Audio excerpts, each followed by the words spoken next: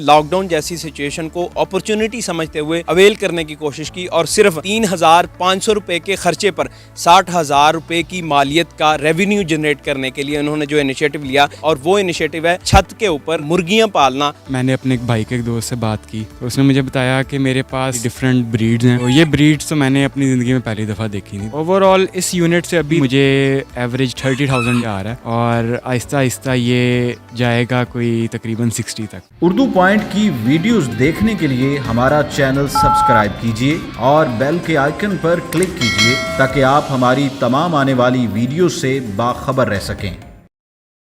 अस्सलाम वालेकुम, उर्दू पॉइंट के साथ मैं हूं अब्दुल्ला खान। नाजरीन, ये हैं फसीउल अज़ीम जो बायोटेक्नोलॉजी के स्टूडेंट हैं। इन्होंने लॉकडाउन जैसी सिचुएशन को अपॉर्चुनिटी समझते हुए अवेल करने की कोशिश की और सिर्फ 3,500 रुपए के खर्चे पर 60,000 रुपए की मालियत का रेवेन्यू जनरेट करने के लिए उन्होंने जो इनिशिएटिव लिया उस हवाले से हम इनसे बात करेंगे। और वो इनिशिएटिव है छत के ऊपर देसी मुर्गियाँ या मुर्गियाँ पालना और उनके अंडों और बच्चों से फिर रेवेन्यू जनरेट करना। जी देखें, सबसे पहले तो ना लॉकडाउन में हम एक तो क्लासेस नहीं हो रही थी तो मेरे घर वाले मुझे कहते हैं कि तुम ना छत के ऊपर मुर्गियाँ वगैरह रख लो।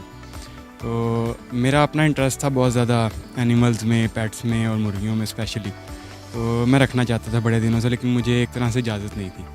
तो जब मुझे इजाज़त मिल गई तो मैंने अपने एक भाई के एक दोस्त से बात की तो उसने मुझे बताया कि मेरे पास ना इस तरह की डिफरेंट ब्रीड्स हैं, आप आके विज़िट करो, देखो आपको पसंद आएंगी तो आप मेरे से चिक्स ले जाना। तो मैं उनके पास गया और मैंने उनकी देखी तो ये ब्रीड्स तो मैंने अपनी ज़िंदगी में पहली दफ़ा देखी थी तो मुझे बहुत ज़्यादा पसंद आई, बहुत फैसिनेटिंग थी।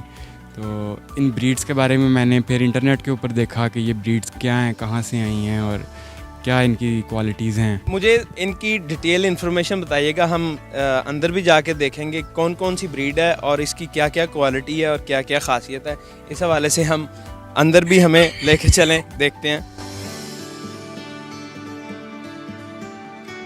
जी, तो हम नाज़रीन पिंजरे के अंदर आ गए हैं और फसी साहब से जानेंगे कि इनकी ब्रीड की क्या क्या नाम है और क्वालिटीज़ क्या क्या हैं, तो बताइएगा। जी, ये सबसे पहले तो ये जो मैंने मेन ब्रीड रखी है वो ये वाली है सिल्वर से ब्राइट की।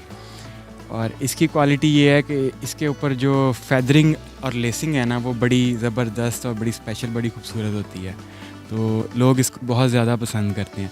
इसकी स्पेशलिटी जो सबसे बड़ी है वो ये है कि इसमें मेल और फीमेल दोनों की जो है वो फेदरिंग सेम होती है और इसकी तरह की कोई दूसरी चिकन नहीं है जिसमें फेदरिंग मेल की भी फीमेल वाली हो। मुझे बताएं कितने अंडे देती हैं और इनका जो साइज़ है इतना ही रहता है या इससे बड़ी हो जाती हैं, और उसके बाद फिर इसकी प्राइस कितनी है, मालियत, और अगर मार्केट में बेचा जाए तो कितने की ये बिकती रही। इस वक्त मार्केट का जो इसका रेट चल रहा है वो 7,000 का पेयर है। पेयर्स की वैसे डिफरेंट रेट्स होते हैं कि क्वालिटी क्या है उसकी।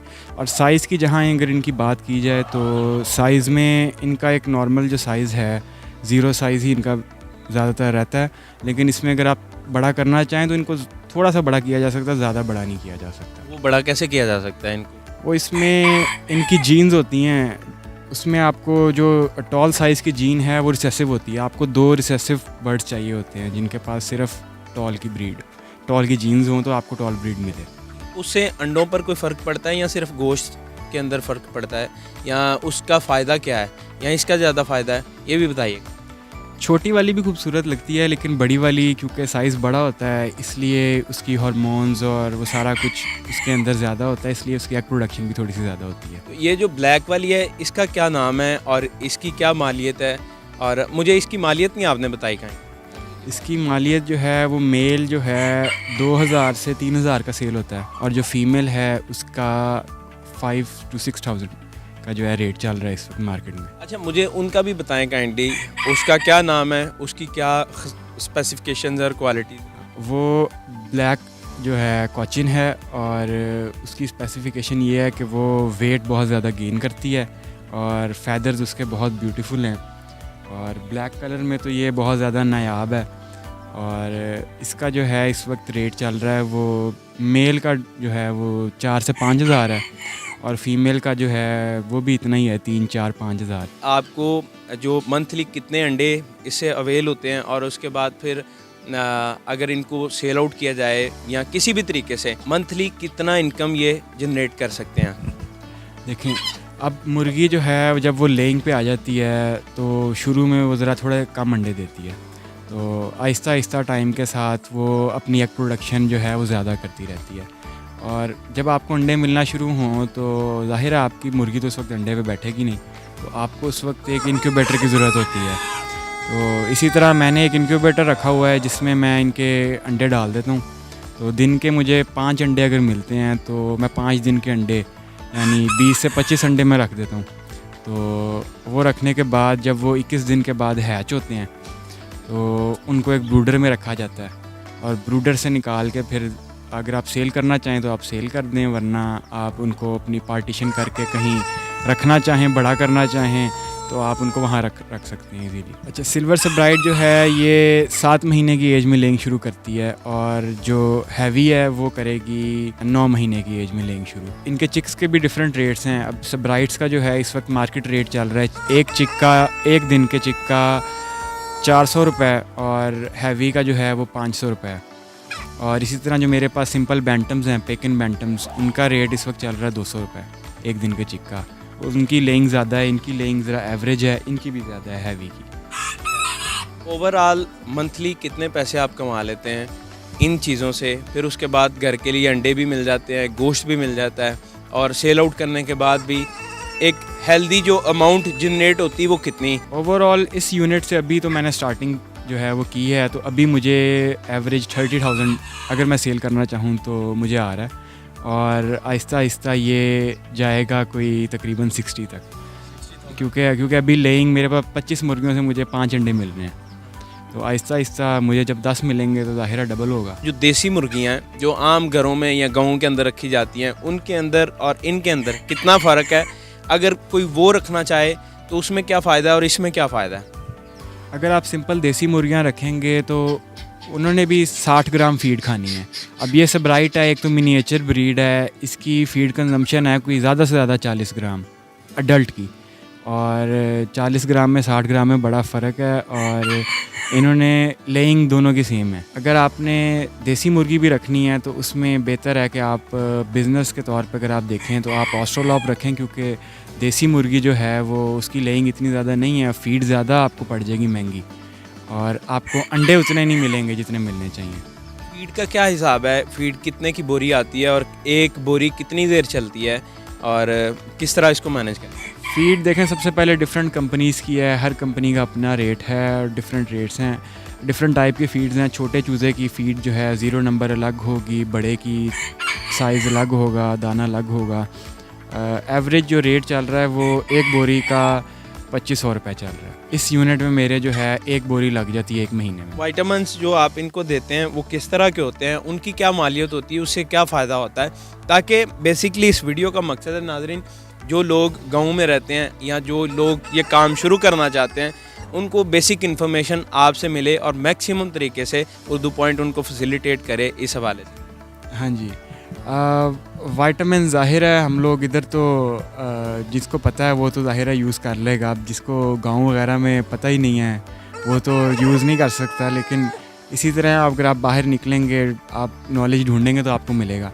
अब वाइटामिन्स की डिफरेंट टाइप्स हैं, ये इंपोर्ट भी हो रहा है और ये लोकल भी मैन्युफैक्चर हो रहा है। जो लोकल है उसका तकरीबन 1000 रुपये की वो आती है 300 ग्राम की बोतल, और वो 1 ग्राम यूज़ होता है तकरीबन 1 से 2 लीटर में। और जो इम्पोर्टेड है वो उसकी प्राइस इस वक्त चल रही है 2000 से 3000 4000।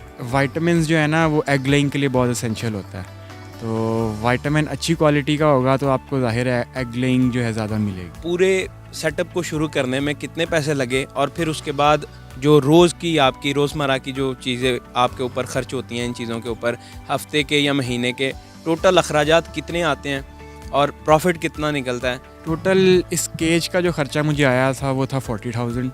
उसके बाद बाकी जो मैंने इसमें चिक्स लिए हैं वो चिक्स की टोटल मुझे 20,000 पड़ा था, और बाकी अभी तक टोटल फ़ीड का जो है बोरियां जितनी भी मैंने यूज़ की हैं वो मिल मिला के तकरीबन हो गई हैं 17 18 19 20 हज़ार तक की, और वाइटामिन्स जो हैं वो मुझे पड़ गए हैं तकरीबन 5000 के। तो ये सारा ऐडअप करके मुझे टोटल कोई तकरीबन 70-80 में अभी तक खर्चा आया है। और अब तो रिकवर होना भी शुरू हो गया है क्योंकि हैचिंग हो रही है, चिक्स वगैरह सेल हो रहे हैं। तो फिर ये 6 महीने का जो है टाइम स्पैन है, क्योंकि 6 महीने बाद आपकी लेइंग शुरू हो जाती है। जो बर्ड्स पहले डेवलप हो जाते हैं या कुछ बड़े होते हैं साइज़ में, पहले लेइंग शुरू कर देते हैं। तो 6 महीने मुझे लगे हैं, उसके बाद से मेरी जो है वो रेवेन्यू आना मुझे शुरू हो गया वापस। अखराजात इसके आते हैं, एक बोरी है और साथ वाइटामिन जो हैं वो 1000 के होंगे पर मंथ, क्योंकि वो 1 लीटर की बोतल आती है, उसने 1 ml यूज़ होना है 2 से 3 लीटर में। नाजरीन, ये इंक्यूबेटर है जो अंडों से बच्चे निकालता है। इस हवाले से हम जानेंगे फसीउल अजीम साहब से कि वो बताएं कि इसको कितने में ख़रीदा जा सकता है। अगर आप मैनुअली बनाना चाहें तो कैसे बना सकते हैं, बड़ा आसान तरीका है ताकि आप हैचिंग कर सकें। सबसे पहले तो ये प्राइस डिफरेंट होती है, जो बनाता है उसकी अपने ज़ाहिर रेट होता है।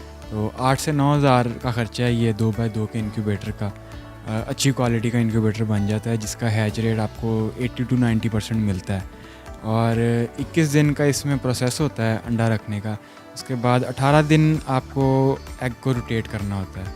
18 दिन के बाद 3 दिन आपको ह्यूमिडिटी वाटर लेवल ज़्यादा रखना होता है और उन 3 दिनों में एग जो है खुद ही हैच होकर बाहर आ जाता है। इसके अंदर कितने अंडे रखने की कैपेसिटी है और इस टाइम कितने अंडे पड़े हुए हैं इसके अंदर, और अगर मैनुअली बनाना है तो क्या तरीका है इसका? इसकी कैपेसिटी जो है वो 200 एग्स की है और मैनुअल है ये। ऑटो में जो है वो ट्रेज़ आती हैं, या अगर आप खुद भी बनाना चाहें तो आप उसको ऑटो बना सकते हैं, लेकिन वो थोड़ा सा मेहनत वाला काम है, इसलिए मैंने मैनुअल रखा हुआ है। इजी है, दिन में बस 1 दफ़ा या 2 दफ़ा आपको एग को रोटेट करना होता है।